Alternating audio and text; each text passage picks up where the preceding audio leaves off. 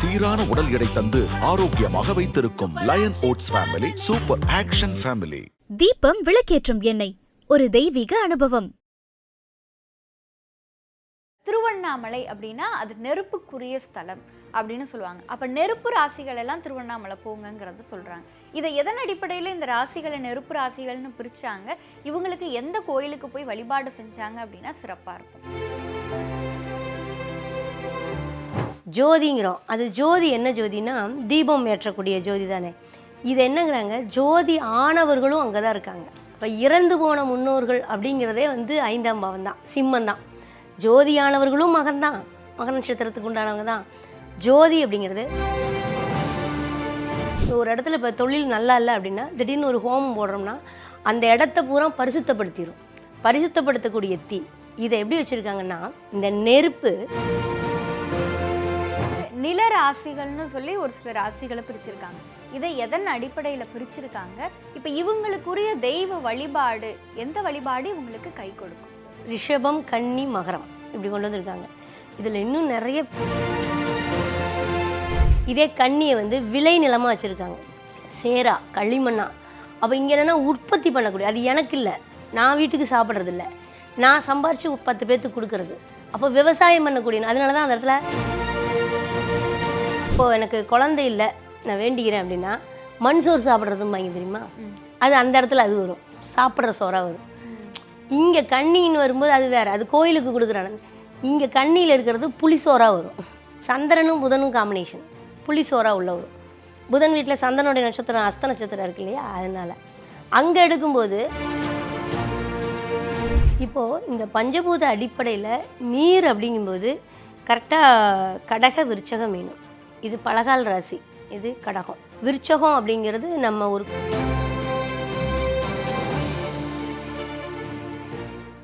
IBC பக்தி நேயர்கள் அனைவருக்கும் அன்பு வணக்கம். இன்னைக்கு நம்ம கூட ஜோதிடம் மற்றும் ஆன்மீகம் சார்ந்த பல தகவல்களை பகிர்ந்து கொள்வதற்காக ஜோதிடர் மணிமேகலை மேம் நம்ம கூட இணைந்திருக்கிறார்கள். மேம் வணக்கம். வணக்கம்ப்பா. எப்படி இருக்கீங்க மேம்? நல்லா இருக்கேன்ப்பா. முதல்ல ஐபிசி பக்தி சேனல் நேயர்களுக்கு அன்பார்ந்த வணக்கம்.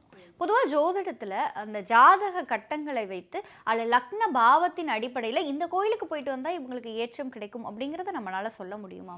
இருக்குப்பா. அப்போ நம்ம லக்னம்ங்கும்போது நம்ம சொல்லியிருப்போம். உதாரணத்துக்கு நான் விருச்சிக லக்னத்துக்கு போனதால சொன்னேன். விருச்சிக லக்னத்துக்காரங்க எத்தனை பேர் ஆதங்கத்தில் இருக்காங்கன்னு அப்போ தான் தெரிஞ்சுக்கிட்டேன். அப்போ இந்த விருச்சிக லக்னம்னு எடுக்கும்போது இவங்களுக்கு இந்த விதி தானே ஒரு பேட்டர்ன் வச்சுருந்தோம் இல்லையா, அந்த மாதிரி கோயில்களும் சரி, அந்த வழிபாட்டு முறைகளும் சரி, தெய்வத்தினுடைய அம்சங்களும் சரி, எல்லாமே அந்த பாவத்துக்குள்ளேயே இருக்குது. இதை நம்ம அந்த காலத்துலேருந்து பாரம்பரியத்துக்குள்ளே உள்ள வரும்போது எப்படி எடுக்கிறாங்கன்னா, ஃபஸ்ட்டு பஞ்சபூத அடிப்படையில் தான் எடுக்கிறாங்க. அதை 12 ராசிக்குமே பஞ்சபூத அடிப்படையில் எடுக்கிறாங்க. அதுக்கப்புறம் பார்த்திங்கன்னா அந்த நிலம் நீர் காற்று தானே பஞ்சபூத தத்துவம். அதுக்கப்புறம் அதை கிரகங்களுக்குள்ளே கொண்டு வராங்க. கிரகங்களுக்குள்ளே கொண்டு வந்து சரம் ஸ்திரம் உபயம்னு 3 கான்செப்ட் இருக்குது, அதுக்குள்ளேயும் அதை கொண்டு வராங்க. இது எல்லாத்தையும் எடுத்து கோர்த்து பார்க்கும்போது அந்த தெய்வந்தான் புண்ணிய ஸ்தலங்களாக நிர்ணயம் பண்ணியிருக்காங்க. அந்த இடத்துக்கு போகும்போது அந்த கிரகங்களுடைய பஞ்சபூதங்களினுடைய ரேஸ் வந்து அந்த இடத்துல விழுகுதுங்கிறத வச்சு தான் அந்த காலத்துலேருந்து கொண்டு வந்த விதி. இப்போ நம்ம இன்றைக்கி அந்த பேரில் அந்த கோயில் இருக்குது, அந்த நேமில் இருக்குது, அதுக்காக போங்க அப்படின்லாம் இன்றைக்கி ஜோதிடம் வந்துருச்சு. ஆனால் காலபுருஷ தத்துவத்துக்குள்ளே பாரம்பரியத்துக்குள்ளே இருக்கிற தெய்வ வழிபாடே வேறு, அழகாக வச்சுருக்காங்க. அதில் பொதுவாக பஞ்சபூத தத்துவத்தின் அடிப்படையில் பார்க்கும் பொழுது இப்போ திருவண்ணாமலை அப்படின்னா அது நெருப்புக்குரிய ஸ்தலம் அப்படின்னு சொல்லுவாங்க. அப்போ நெருப்பு ராசிகள் எல்லாம் திருவண்ணாமலை போங்கங்கிறத சொல்கிறாங்க. இதை எதன் அடிப்படையில் இந்த ராசிகளை நெருப்பு ராசிகள்னு பிரித்தாங்க, இவங்களுக்கு எந்த கோயிலுக்கு போய் வழிபாடு செஞ்சாங்க அப்படின்னா சிறப்பாக இருக்கும்? இப்படி எடுக்கிறத விட மேஷம் அப்படிங்கும்போது நீங்கள் நெருப்பு தத்துவங்கிற மாதிரி ஒரு விஷயத்த சொன்னீங்க. கிரக ரீதியில் வந்து பார்த்திங்கன்னா செவ்வாயை தீயிலேயே அது ஒரு காட்டு தீன்னு வச்சுருக்காங்க.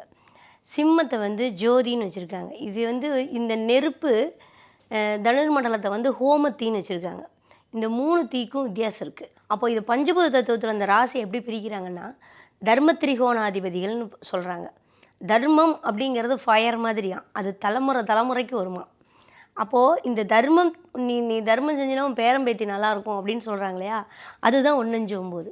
ஆனால் மேஷத்தில் இருக்கிற நெருப்புங்கிறது கண்ட்ரோல் பண்ண முடியாத வேர்க்கைக்குண்டான ஒரு காட்டுத்தீ, அணைக்க முடியாத ஒரு தீ. அதை இப்போ நீ தேசப்பற்று அப்படின்னு சொன்னேன்னா ஒரு தேசிய கீதம் கேட்கும்போதே ஒரு மாதிரி இருக்கும். அது வந்து செவ்வாய் மேஷத்துக்கு உண்டானது. அதே நெருப்பை கொண்டுட்டு வரும்போது சிம்மத்துக்கு வரும்போது பார்த்திங்கன்னா ஜோதிங்கிறோம். அது ஜோதி என்ன ஜோதினா தீபம் ஏற்றக்கூடிய ஜோதி தானே. இது என்னங்கிறாங்க, ஜோதி ஆனவர்களும் அங்கே தான் இருக்காங்க. இப்போ இறந்து போன முன்னோர்கள் அப்படிங்கிறதே வந்து 5ஆம் பாவம் தான், சிம்மம் தான். ஜோதியானவர்களும் மகன்தான், மக நட்சத்திரத்துக்கு உண்டானவங்க தான். ஜோதி அப்படிங்கிறது ஒரு கரெக்டாக அது வயிறுங்கிற கான்செப்ட். அப்போது ஒரு சரியான டெம்பரேச்சருங்கிறது அந்த விளக்குலேருந்து வர்ற ஹீட்டு. அப்போது ஒரு கரு உற்பத்தி ஆகக்கூடிய, ஒரு கரு உண்டாகக்கூடிய வெப்பம் அப்படின்னா அதுதான் இங்கே இருக்குது. அப்போ ஜோதி ஒரு உயிர் வரக்கூடிய வெப்பம்ங்கிறது சிம்மத்தில் வச்சுருக்காங்க. அப்போ இறந்து போனவர்கள் மீண்டும் குழந்தையாக பிறக்கிறதெல்லாம் அந்த பாவத்தை வச்சு எடுக்கலாம், அந்த நெருப்பு தத்துவத்தில். அப்போ வந்து அதனால தான் சொல்லுவாங்க, இறந்து போனவங்களை எரிச்சா நமக்கு நல்லது, புதைச்சா அவங்களுக்கு நல்லதும்பாங்க. இறந்து போனவங்களுக்கு ஏன்னா புதைச்சாங்கன்னா மீண்டும் அந்த உயிரணுக்கள் வந்து மறுபடியும் உயிராக பிறக்குமா. எரிச்சிட்டா நமக்கு நல்லதான், அந்த ஜென்ரேஷன் வந்து தொடரா, அந்த பாவகர்மாக்கள்லாம் தொடராதான் இப்படி சொல்லுவாங்க. அது மாதிரி 9ஆம் பாவம் என்று ஹோமம் தீங்கிறான் தனுர்மண்டலத்தை. அது இறைவன் 9ஆம் இடம்ங்கிறது இறைவன் வாழக்கூடிய இடம். அப்போ என்னென்னா நம்ம எல்லாத்துக்குமே இப்போ ஒரு இடத்துல இப்போ தொழில் நல்லா இல்லை அப்படின்னா திடீர்னு ஒரு ஹோமம் போடுறோம்னா அந்த இடத்த பூரா பரிசுத்தப்படுத்திடும். பரிசுத்தப்படுத்தக்கூடிய தீ இதை எப்படி வச்சுருக்காங்கன்னா, வழிபாட்டு முறைகளில் நீங்கள் தர்ம திரிகோணம் உங்களுக்கு தொழில் ஸ்தானமாக வந்ததுனாலும் சரி, குழந்தை இல்லைன்னு வந்தாலும் சரி, நம்ம வம்சாவளியில் தர்மம் சார்ந்த சிந்தனைகளோ, உனக்கு கோயில் அனுகிரகமே இல்லைப்பா, பூர்வ புண்ணிய அனுகிரகம் இல்லைப்பா, குலதெய்வ அனுகிரகம் இல்லைப்பா அப்படின்னு சொன்னாலும் இதை எடுக்கும்போது வந்து பஞ்சபூத தத்துவத்தில் நெருப்பை கொண்டு வராங்க. இந்த நெருப்பு இந்த அதுக்குண்டான வீடுகள் எது? செவ்வாய், குரு, சூரியன், இந்த 3 கிரகம். இந்த செவ்வாய், குரு, சூரியன் 3 பேருமே ஒன்று சேர்ந்து திரிகோணங்களில் வெப்பமண்டலங்களில் இருந்தாங்கன்னா புத்திரதோஷம் வரும், வைரஸ் காய்ச்சல் வரும். நீங்கள் இந்த நெருப்புக்குண்டான கிரகங்கள் நெருப்பு தத்துவத்தில் ஒன்றுக்கு மேற்பட்டு இருந்தால் அது வைரஸ் தான், வேறு எது இல்லை. அதாவது அந்த ஹீட்டே காய்ச்சலாக, ஜுரமாக, மூளைக்காய்ச்சலாக மாறும். அதனால தான் அங்கே மூல நட்சத்திரம் இருக்குது. அப்போ இந்த இந்த நெருப்பு தத்துவத்துக்கு உண்டான அம்சத்தை அதில் கொண்டு வந்து வச்சுருக்காங்க. அப்போ என்னென்னா நம்ம ஒரு ஹோமம் பண்ணி வழிபாடு பண்ணுறது, வீட்டில் ஜோதி ஏற்றி வழிபாடு பண்ணுறது, சாமிக்கு அப்படிங்கும்போது சாமிக்கு போய் தீபம் போடுறது, வீட்டில் தீபம் போடுறது எல்லாமே அந்த நெருப்பு தத்துவத்துக்கு உண்டான அம்சம். அதே சமயம் இந்த ஹோமங்கள் எல்லா இடத்துலையுமே இறந்து போனவங்களுக்கு திதி கொடுக்குறதுலேருந்து பிண்டம் கொடுக்குறதுலேருந்து இது எல்லாமே நெருப்பு தத்துவத்தில் உள்ளே கொண்டு வந்து வச்சுருக்காங்க. மேம், இப்போ வந்து நில ராசிகள்னு சொல்லி ஒரு சில ராசிகளை பிரிச்சிருக்காங்க. இதை எதன் அடிப்படையில் பிரிச்சிருக்காங்க? இப்போ இவங்களுக்குரிய தெய்வ வழிபாடு, எந்த வழிபாடு இவங்களுக்கு கை கொடுக்கும்?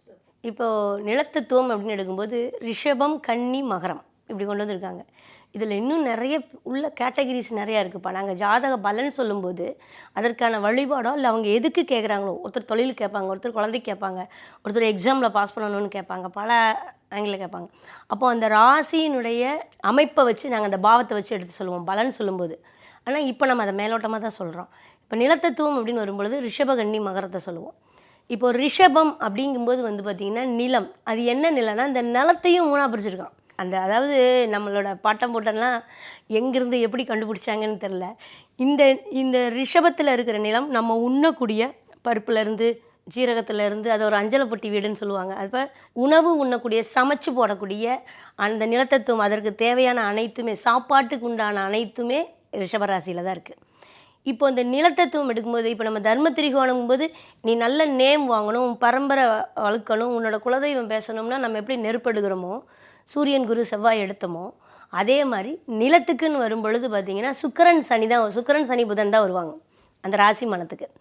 அப்போது இவங்க பாதிக்கிறாங்க, இந்த ராசி மானங்கள் பாதிக்குது, உனக்கு காசு பணம் கிடைக்கல, சாப்பாட்டுக்கே இல்லைங்கிறவங்க பல பேர் இருப்பாங்க, வேலை செஞ்சுட்டு கூலி இல்லைங்கிறவங்க நிறைய பேர் இருப்பாங்க, வேலையே இல்லைங்கிறவங்க நிறைய பேர் இருப்பாங்க. ஆனால் இது எப்படி வச்சுருக்காங்கன்னா காலபுருஷ தத்துவத்தில் உழைப்புக்கு உண்டான இடமா வச்சுருக்காங்க. நிலத்தத்துவத்தை உழைப்புக்கு வச்சுருக்காங்க. உழைப்பு அப்படிங்கிறது என்னென்னா இது சாப்பாடு மட்டும், குடும்பத்துக்கு சாப்பாட்டுக்கு இதுக்கு உண்டான ஒரு இடம். இதே கன்னியை வந்து விளை நிலமாக வச்சுருக்காங்க, சேரா, களிமண்ணா. அப்போ இங்கே என்னென்னா உற்பத்தி பண்ணக்கூடிய, அது எனக்கு இல்லை, நான் வீட்டுக்கு சாப்பிட்றதில்ல, நான் சம்பாரித்து 10 பேர்த்துக்கு கொடுக்குறது. அப்போ விவசாயம் பண்ணக்கூடிய, அதனால தான் அந்த இடத்துல கருதரைக்கிற மாதிரி ஒரு பொண்ணுக்கு அருவாளை கொடுத்து வச்சுருப்பாங்க கன்னி ராசியில். அது வந்து விளையிற நிலம். இப்போது மகரங்கும்போது அது ஒரு மண், அந்த மண் வந்து ஆற்று மண். அப்போ அது வந்து என்னென்னா நம்ம ஒரு பில்டிங் கன்ஸ்ட்ரக்ஷன் சம்மந்தமான விஷயங்கள் எல்லாத்துக்கும் ஆற்று மண், அது சொல்கிறது. அது இந்த 3 நிலத்தையும் வேறு ஆங்கிளில் பிரிச்சிருக்காங்க. இது சரம் உபயத்துக்குள்ளேயும் வரும், அது ஒரு கான்செப்டில் வரும். ஆனால் இந்த 3 நிலத்தையும் இப்போ நம்ம இங்கே நெருப்புக்கு சொன்னோமா, நெருப்பில் தான் அதை தீக்கணும்னு சொன்னோமா, நம்ம பாவ கர்மாக்களை நெருப்புக்கு தீ வச்சு தான் அதை சரி பண்ணணும். இங்கே நிலத்துக்கு வரும்போது உழைப்புன்னு எடுத்தினாலே அன்னதானம் தான் வச்சுருக்காங்க. அப்போது இப்போ ஒன்றும் இல்லை, இப்போது கும்பலக்கணக்காரங்கன்னு வச்சுக்கங்களேன். கும்பலக்கணத்துக்காரங்க ரிஷபம் 4வது வீடாக வருமா, ஒரு நோய்க்குண்டான வீடு 8வது வீடாக வருமா, கன்னி. அப்போது அவங்களுக்கு ப்ராப்ளமே சாப்பாட்டுனால தான், அந்த சாப்பாடு தான் ப்ராப்ளமாக வரும். சாப்பிட்ற சாப்பாடு இல்லை, உள்ளே போய் இருக்கிற செரிமானங்கள் சம்மந்தமான விஷயங்கள் தான் உங்களுக்கு ப்ராப்ளம் வரும். அப்போது இது பிரச்சனை அப்படின்னு எடுக்கும் பொழுது அன்னதானம் கொடுத்தீங்கன்னா நீங்கள் எப்பேற்பட்ட சொத்து சோக வீடு வாசல் இல்லைனாலும் சரி, அது தொழில் ஸ்தானமாக. இப்போ சிம்ம லக்னத்துக்கு அது 10 இல்லையா, சிம்ம ராசி சிம்ம லக்னத்துக்கு ரிஷபம் 10 வரும். அப்போ உங்களுக்கு தொழில் பேசணும் அப்படின்னா நீங்கள் அன்னதானம் செய்ய செய்ய, இப்போது மேஷத்தில் பிறந்தவங்க போய் அன்னதானம் பண்ணுறதுங்கிறது சாத்தியப்படாது. இதே சிம்மத்தில் பிறந்தவங்களுக்கு அது நிலத்தத்துவம் 10 வரும், தனஸ்தானமாக வரும், கன்னி தனம் இல்லையா. அப்போ நமக்கு காசு பணம் வேணும், வேலை கிடைக்கணும், தொழில் அமையணும் அப்படின்னு எடுத்தாங்கன்னா, நான் ஒரு உதாரணத்துக்கு சொல்கிறேன். அப்போ அது 10 வரும்போது அன்னதானங்கள் நீங்கள் எந்த அளவுக்கு செய்கிறீங்களோ அந்த அளவுக்கு அது ஒரு பெரிய ஒரு சிறப்பாக இருக்கும். அது மெயின் அன்னதானம் தான். இதில் இந்த அன்னதானத்துலேயும் பிரிகிறான்ப்பா 3 ராசியும். அது காலவருஷத்துக்கு உள்ளே போனால் அது அப்படியே பெரிய இது மாதிரி இருக்கும், படிக்க படிக்க மிராக்கலாக இருக்கும். ரிஷபத்தை வந்து சக்கரை பொங்கல்ங்கிறான். ரிஷபராசிக்காரங்க சக்கரை பொங்கலை அன்னதானம் பிரசாதம். ரிஷபராசி தொழில் ஸ்தானமாக வந்தாலும் சரி, ஒரு குழந்தைக்காக, இப்போது எனக்கு குழந்தை இல்லை நான் வேண்டிக்கிறேன் அப்படின்னா மண் சோறு சாப்பிட்றதும் வாங்கி தெரியுமா, அது அந்த இடத்துல அது வரும், சாப்பிட்ற சோறாக வரும். இங்கே கன்னின்னு வரும்போது அது வேறு, அது கோயிலுக்கு கொடுக்குறாங்க. இங்கே கன்னியில் இருக்கிறது புளிசோறாக வரும். சந்திரனும் புதனும் காம்பினேஷன், புளிசோறாக உள்ள வரும். புதன் வீட்டில் சந்திரனுடைய நட்சத்திரம் அஸ்த நட்சத்திரம் இருக்கு இல்லையா, அதனால் அங்கே எடுக்கும்போது ஆற்றுல இருக்கிற மண் எடுக்கும்போது அது வேறு மாதிரி வரும். இப்போ இந்த 3 மண்ணுக்குமே அன்னதானங்கிற ஒரு விஷயத்த தொழில் ஸ்தானத்தில் வேலை பார்க்குறாங்க இல்லையா, அவங்களுக்கு லேபர்ஸுக்கு நம்ம இப்போ நம்ம ஸ்டுடியோலாம் எல்லாத்துக்கும் இங்கே சாப்பாடுங்கிற ஒரு விஷயம் வைக்கும். அப்போ தொழில் ஸ்தானத்துலேயே சாப்பாடு போடுறதுங்கிறது அங்கே வரக்கூடிய மகரத்தில் இருக்கக்கூடியது. அன்னதானத்தையே 3 ஆங்கிள் எடுக்கிறான் அந்த சுவையை வச்சு. கண்டிப்பாக சூப்பராக இருக்கும் அது. இப்போ அடுத்ததாக காற்று ராசிகள் அப்படிங்கும்பொழுது எந்தெந்த ராசிகள் காற்று ராசியில் வரும், அவங்களுக்கு உரிய தெய்வ வழிபாடு, அவங்களுக்குரிய பரிகார முறை அப்படின்னா அது என்னது? காற்று தத்துவம் அப்படிங்கும்போது மிதுன துலாம் கும்பம் வந்துடும். நான் ஏன்னா நம்ம இப்போ ஒரே ராசி எடுத்து அது தொழிலுக்கு, அது அந்த தனத்துக்கு அப்படி எடுக்கும்போது பெரிய லென்த்தாக போகும். மிதுனம்ங்கிறது எந்த அளவுக்கு காற்றுனா, அது ஒரு இளமையான இந்த புல்லாங்குழலில் உள்ள அது மூங்கில் வீடு தானே, புனர்பூஷம் மூங்கில் தானே, புல்லாங்குழல் செய்கிற இடம் தானே. அப்போ நம்ம ஒரு அந்த புல்லாங்குழல்லேருந்து வர்ற இசை மாதிரி இருக்குமா அந்த காற்று உள்ளே போய் மெல்லிய காற்றுங்கிறது. அப்போ ஒரு பறவை பறந்ததுன்னா அல்லது புறாக்கள் சத்தம் போட்டுச்சுன்னா அது எந்த அளவுக்கு ரீங்காரமாக இருக்குமோ அந்த அளவுக்கு சொல்கிறான். ஒரு வண்டு போய் தேனை குடிக்கும்போது என்ன ரீங்காரம் வருமோ அந்த அளவுக்கு உண்டான ஒரு விஷயங்கிறான் அந்த ஹாப்பியாக. இப்போ இந்த மிதுனம் அப்படிங்கும்போது இந்த அளவுனா, துலாம் அப்படின்னு எடுக்கும்போது இந்த காற்று வந்து ஒரு கணவன் மனைவியோ ஒரு காதலோ, அல்லது இப்போது நம்ம 2 பேரும் கொஞ்ச நேரம் அங்கே போய் பேசிட்டு வரலாம் வாப்பா அப்படின்னு சொல்லி ஃப்ரீயாக பேசலாம் வாப்பான்னா எங்கே போவோம், எல்லாம் ஒரு ஸ்மூத்தாக இருக்கிற இடம், மாலை நேரம் பீச்சுக்கிட்ட அப்படி போய் பார்ப்போம் இல்லையா. அந்த மாதிரி அந்த இணைவுங்கிற ஒரு விஷயம் மாலை நேர தென்றல்ங்கிறத கொண்டு வந்து இங்கே வச்சுருக்கான். இன்னும் சொல்லப்போனால் இன்ஸ்ட்ருமெண்ட்டு அடைச்சி வைக்கிறாங்கல்ல, டயரில் அடைச்சி வைக்கிறாங்கல்ல காற்று, அது தவிழில் அடித்த உள்ளுக்குள்ளே தவுளுக்குள்ளே இருக்குல்ல காற்று, இதையெல்லாம் வந்து எங்கே வச்சுருக்காங்கன்னா இந்த இன்ஸ்ட்ருமெண்ட் வீடாக இங்கே வச்சுருக்காங்க. அப்போது கும்பம் அப்படிங்கும்போது அது கேட்கவே வேணாம், சூறாவளி காற்று. அந்த காற்று எதில் வச்சுருக்காங்கன்னா முரசு கொட்டுறதில் வச்சுருக்கான், ஆலயமணியில் வச்சுருக்கோம். அந்த அது அடிக்கும்போது எந்த அளவுக்கு ஒளி அந்த காற்று அலையில் கேட்குதோ, மைக் செட்டு, அந்த ஒரு மைக் செட்டுங்கிறது மைக்கு வந்து அங்கே இருக்குது, இந்த பெரிய ஸ்பீக்கர் போட்டு வச்சுருப்பாங்களே இது வந்து கும்பத்தில் இருக்குது. அப்போ அந்த ஸ்பீடை கூட ஒரு மாதிரி காற்று ராசியில் வச்சுருக்காங்க. இப்போ இவங்க என்ன மாதிரி, இவங்களுக்கு அது புத்திரஸ்தானமாக வந்தாலும் சரி, அல்லது ஒரு தொழிலுக்கு உண்டான இடமா இருந்தாலும் சரி, அந்த விஷயத்தை நாங்கள் ஆக்டிவேஷன் பண்ணணும் அப்படின்னா இன்னும் இதுலேயும் இருக்குது சரம் உபயம்னா அது ஒரு, ஏன்னா துலாம் ராசி சரத்தில் இருக்கக்கூடியது. சரம் மீன்ஸ் என்னென்னா ஓடிக்கிட்டே இருக்கக்கூடியது. உபயம் அப்படின்னா இப்போ நம்ம செய்கிறோம் அதோடு முடிஞ்சிருது, அதுக்கு திருப்பி ரிப்ளே கிடையாது, அது ஒன்று. ஸ்திரங்கிறது ஸ்ட்ராங்காக இருக்கிறது. இந்த 3க்கு வித்தியாசம் இருக்குது. அப்போது மிதுன துலாம் துங்கம் காற்று அப்படிங்கும்போது மந்திர உற்சாதனங்களை மெயினாக கொண்டு வராங்க. இப்போ நான் எப்படி புறா கத்துறதும் தேன் வண்டோட ரீங்காரம் மைக்கில் பேசுகிறது இதெல்லாம் சொல்லணும், அதே மாதிரி இந்த மிதுனத்துக்கு வந்து பார்க்கும்போது மந்திரம் சொல்லுங்கள், ஏதாவது ஒன்று.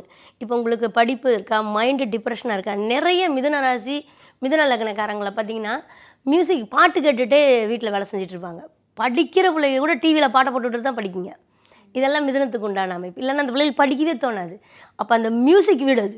அப்போ அதனால் வந்து பாட்டு கேட்குறதுங்கிறத விட நம்ம வேறு மாதிரி மைண்டு டிப்ரெஷன் ஆகுது, இல்லை எனக்கு காட்டில் காது ப்ராப்ளம் ஆகுது, மைண்டில் எதுவும் நிற்க மாட்டேங்குது அப்படிங்கிறவங்க இப்போ இந்த வீட்லேயே ஒவ்வொரு சில வீட்டில் கோயில்களில் பார்த்திங்கன்னா ஓம்னு ஒழிச்சிக்கிட்டே இருக்கும். இல்லை நம்மளே வாயில் நாராயணா அப்படின்னு சொல்கிறது, இல்லை முருகருடைய நாமத்தை சொல்கிறது, ஏதாவது ஒரு காயத்ரி மந்திரத்தை சொல்கிறது, இதை நம்ம சொல்லிக்கிட்டே இருக்கும் பொழுது அந்த விஷயம் ஆட்டோமேட்டிக்காக மாறும் கண்டிப்பாக பிரபஞ்சத்தில். அப்போது இது வந்து மந்திரங்கள் சொல்லக்கூடிய ஒரு வீடு அப்படிங்கிறது காட்டுராசி. நிச்சயமா. அடுத்ததா நீர் ராசிகள் அப்படிங்கிறத எப்படி பிரிச்சிருக்காங்க, இந்த நீர் ராசிகள் என்ன மாதிரியான பரிகாரங்களையும் என்ன மாதிரியான வாழ்வியல் முறைகளையும் பின்பற்றும் போது அவங்க வாழ்க்கை சுபிக்ஷமாக இருக்கும்? இப்போ நம்ம 3 தத்துவம் ஆகாய தத்துவத்துக்குன்னு தனிப்பட்ட வீடு கொடுக்கல. அப்போ நம்ம 4 ராசிக்குள்ளே அடங்குனது தான் மோட்சத்துக்கு கொண்டு வந்து ஆகாயத்தை கொடுத்தோம். அது கண்ணுக்கே தெரியாததுன்ட்டான், வெளி வானவியல்ன்ட்டான். இப்போது இந்த பஞ்சபூத அடிப்படையில் நீர் அப்படிங்கும்போது கரெக்டாக கடக விருச்சகம் மீனம், இது பலகால் ராசி, இது கடகம். விருச்சகம் அப்படிங்கிறது நம்ம ஒரு குளங்குட்டையை சொல்லக்கூடிய அதுவும் பலகால் ராசி தான். அதில் இருக்கிற நண்டு வேறு, இதில் இருக்கிற தேள் வேறு, ரெண்டும் ஒன்றங்கண்ட மாதிரி தான் இருக்கும், ஆனால் ரெண்டு வேறு வேறு. அப்போது அங்கே இருக்கிற மீன் வேறு, இதில் சமுத்திரத்தில் இருக்கிறது வேறு. இந்த நீரை வந்து எதுக்கு சொல்கிறாங்கன்னா, இப்போ நம்ம ஒரு பேர் நல்ல நேமு தர்மகர்த்தாவாக தலைவர் பண்பாக வேணுங்கிறதுக்கு நெருப்பை பார்த்தோம். ஒரு உழைப்பு தொழில் காசு பணம் சம்பாதிக்கணும், எல்லாத்துக்கும் சாப்பாடு சம்மந்தப்பட்டது வயிறு சம்மந்தப்பட்ட ப்ராப்ளம், இதுக்கு நிலத்தை பார்த்தோம். இந்த காற்றுக்கு அப்படின்னு எடுக்கும்போது வழக்கு ப்ராப்ளம், மனசில் இருக்கிற டிப்ரெஷன் சம்மந்தமான ப்ராப்ளம், ஆசை கண்ட்ரோல் இல்லாமல் பேராசை போயிட்டுருக்கு இல்லையா, அது நம்மளை மீறி அதை அடையணுங்கிற வெறிய ஆசைகளாக இருக்கு இல்லையா, அது அதிகமாகிறதுக்கும் சரி கண்ட்ரோல் ஆகிறதுக்கும் சரி அதில் பரிகாரம் இருக்குது. இந்த நிலத்தில் வந்து பார்க்கும்போது கடன்னு வச்சுருக்கான். வழக்கு 3 காற்று, இது வந்து கடன். அப்போது நிலராசி உங்களுக்கு தனஸ்தானமாக வந்தால் நீங்கள் சம்பாதிக்கிற காசு பூரா வட்டி கட்டிக்கிட்டே இருக்கணும். இது உண்மையாலுமே வந்துடும். ஆக்சுவலாக கடக விருச்சக மீனுமே காசு பணம் வருதுன்னா இஎம்ஐ கட்டுறதுக்கும் நோய்க்கு செலவு பண்ண வட்டி கட்டணும் வைத்திய செலவு பண்ணணுங்கிறது விதியாகவே போயிடும். அது லக்னத்திற்கு 4, 8, 12 கிரகம் உட்காந்து தசை நடத்தினாலும் இந்த ப்ராப்ளம் வரும். கடகத்தில் விருச்சகத்தில் மீனத்தில் உட்காந்து ஒரு கிரகம் தசை நடத்தினாலும் இந்த ப்ராப்ளம் வரும் கண்டிப்பாக காலபுருஷ தத்துவத்தில். அப்போ இதுக்கு பரிகாரம் என்னென்னா அபிஷேக ஆராதனைகள் தான் எடுக்கிறான். தண்ணி தானே சரத்தில் இருக்கிற கடகத்தில் இருக்கிற ஓடுற தண்ணிங்கிறது தாய்ப்பால் கொண்டு வரான். தாய்ப்பால் ஆற்றுல குளிக்கிறது, ஒரு சொம்பு கலசம் எடுத்துகிட்டு வந்து சாமிக்கு ஊற்றுறது, பால் ஊற்றி அபிஷேகம் பண்ணுறது, இளநீ ஊற்றி அபிஷேகம் பண்ணுறது, இதெல்லாம் கடகத்தில் வச்சுருக்கான். அது அப்படியே விருச்சகத்துக்கு வரும்போது இந்த நீர் தத்துவத்தையும் கூட வித்தியாசமாக தான் பிரிக்கிறாங்க. இங்கே பிளட்டு டொனேட் பண்ணுறது, அந்த லிக்விடே பாருங்களேன். அப்போது நம்ம ஒரு ஒரு ரோட்டில் ஒரு தண்ணி போகிறதுக்கோ குளங்குட்டை வெட்டுறது, குளம் வெட்டி காமராஜர்லாம் அத்தனை குளங்கள் ஆறுகள் வெட்டுனாங்க, இதெல்லாம் விருச்சகத்தினுடைய கான்செப்ட். கண்டிப்பாக. அப்போ அதில் பேரு புகழ் கிடைக்கிறது. மீனுங்கிறது நம்ம கோயில் குளங்களில் இருக்கக்கூடிய சமுத்திரங்களில் இருக்கக்கூடிய அந்த மீனுக்கு உணவளிக்கிறதா இருக்கட்டும், அந்த தண்ணி அது உப்பு தண்ணி, அந்த தண்ணி, இந்த 3. அப்போது கப்பல் வழி சார்ந்த விஷயங்கள் எல்லாமே அங்கே தான் வரும். அப்போது இந்த 3 விஷயங்களுமே பார்த்திங்கன்னா உனக்கு அந்த இடத்துல உட்காந்து கிரக தசை நடத்தினாலே கடன் இல்லாமல் இருக்காது. அப்போ அதை எடுக்கிற அபிஷேக ஆராதனைகள்னு சொல்லி அதில் எடுக்கிறாங்க. அப்போது ஒரு மனக்கவலை 4ஆம் பாவங்கிறது குடும்பம், தாம்பத்திய சுகம், நல்ல நம்ம ஒரு நாள் கெட்டு போச்சு அந்த இடத்துல ஒரு பாவகம் இருக்குன்னா நம்ம எவ்வளோ காஸ்ட்லியான ட்ரெஸ் போட்டால் கூட எடுப்பாகவே தெரிய மாட்டோம். 4ஆம் பாவம் 8ஆம் பாவம்லாம் கெட்டு போச்சுன்னா அது ஒரு விரக்தியாக ஒரு மாதிரி தான் இருப்போம். செய்வனை செஞ்ச மாதிரியே இருப்பான் 8லலாம் பாவகிரகம் உட்காந்து. அப்போது இதுக்கு சாமிக்கு அபிஷேக ஆராதனை பண்ணுறதை விட நம்மளும் அப்படி இருக்கணும். நல்லா நீட்னஸாக ட்ரெஸ் பண்ணி நீட்டாக குளித்து வீடு வாசலை சுத்தம் பண்ணி அங்கே ஒரு சாம்பிராணி பாவை போட்டு அது தண்ணி ஊற்றி கழுவுறது தான் அது. அப்போ அந்த தண்ணியில் தான் இருக்குது. அப்போ போய் சமுத்திர நீராடுதல், உனக்கு அது பூர்வ புண்ணிய குற்றம் பெரிய திசையாக இருக்குது அப்படின்னா நம்ம போய் சமுத்திரத்தில் ராமேஸ்வரம் திருச்செந்தூர் அந்த மாதிரி இடத்துல தலைமொழிகிட்டு வர்றது, கங்கையில் தலைமுழுகிறது. கடகமாக இருந்ததுன்னா அபிஷேக ஆராதனைகள் பண்ணுறது, விருச்சகமாக இருந்ததுன்னா பிளட் டொனேட் பண்ணுறதா இருக்கட்டும், குளங்குட்டைகள் தூர்வாரதாக இருக்கட்டும், நம்ம இந்த ஆறு குளங்களில் போய் தேவையில்லாத குப்பைகளை போடாமல் இருக்கிறதாகட்டும், இதுவே மேக்ஸிமம் நீங்கள் செய்கிற விஷயத்துக்கு பரிகாரமாக இருக்கும். இன்னும் தனிப்பட்ட ஜாதகங்கள் பார்க்கும்போது இதனுடைய பரிகாரத்தினுடைய அமைப்பு வித்தியாசம் வேறு மாதிரி ஆகும். பொதுவாக பஞ்சபூதங்களின் அடிப்படையில் எப்படி ராசிகளை பிரிச்சிருக்காங்க, இந்த ராசிக்குரியவர்கள் என்ன மாதிரியான பிரச்சனைகளை அவங்க வாழ்க்கையில் சந்திப்பாங்க, எதில் அவங்க கவனமாக இருக்கணும், அவங்களுக்கான வாழ்வியல் மற்றும் ஆன்மீக பரிகாரம் என்ன அப்படிங்கிற மாதிரியான பல தகவல்களை இன்றைக்கி எங்களோடும் எங்கள் நேயர்களோடும் பகிர்ந்துருக்கீங்க. நிச்சயம் இதை பார்த்துட்டு இருக்க நேயர்கள் நம்ம ராசி வந்து நீரில் வருமா நெருப்பில் வருமா அப்படிங்கிற அந்த பஞ்சபூத தத்துவத்தின் அடிப்படையில் நோயே இப்படி தான் வருங்கிறான்ப்பா. உனக்கு 6ஆம் பாவம் நோய் வீடு, 8ஆம் பாவம் நோய் வீடுன்னு இந்த தத்துவத்தில் வந்து எந்த தத்துவத்தில் வருதோ நீங்கள் இதுக்கு ஜாதகமே பார்க்கணுங்கிறத விட வந்து ரொம்ப முத்தி போய் ட்ரீட்மெண்ட் எடுக்கிறவங்க வேணால் ஜாதகம் பார்க்கலாம். நார்மலாக இப்போ நம்ம பார்த்தோம்னாலே நமக்கு ஒரு 6ஆம் பாவம் 8ஆம் பாவம்ங்கிறது நமக்கு ஒரு உடம்புல ஏதாவது ஒரு ப்ராப்ளம் இருக்குது. ஒருத்தருக்கு பார்த்தா தலைவலிக்கும், ஒருத்தருக்கு சாப்பிட்டா அசிடிட்டி ஆன மாதிரி இருக்கும். இதெல்லாம் ஏன்னு பார்த்தீங்கன்னா அந்த நோய்க்கு உண்டான விஷயம் அல்லது நீ சாப்பிட்ற இடம் பார்த்தீங்கன்னா இந்த தத்துவத்தில் இருந்தால் தான் அது அந்த எஃபெக்ட் கிடைக்கும். கண்டிப்பாக இது இயல்பாகவே செட் பண்ணி வச்சுருக்காங்க. நிச்சயம் இது பார்க்கிற நேயர்களுக்கு பல பயனுள்ள தகவல்களை கொண்டு போய் சேர்க்கும் நம்பிக்கை எங்களுக்கு இருக்குது. உங்களுடைய இந்த நேர்காணலுக்கும் நீங்கள் எங்களோடு பகிர்ந்து கொண்ட தகவல்களுக்கும் நன்றி மேம். நன்றிப்பா, அனைவருக்கும் நன்றி.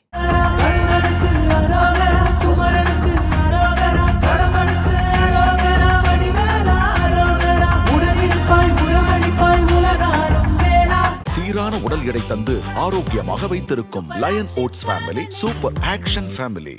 தீபம் விளக்கேற்றும் எண்ணெய் ஒரு தெய்வீக அனுபவம்.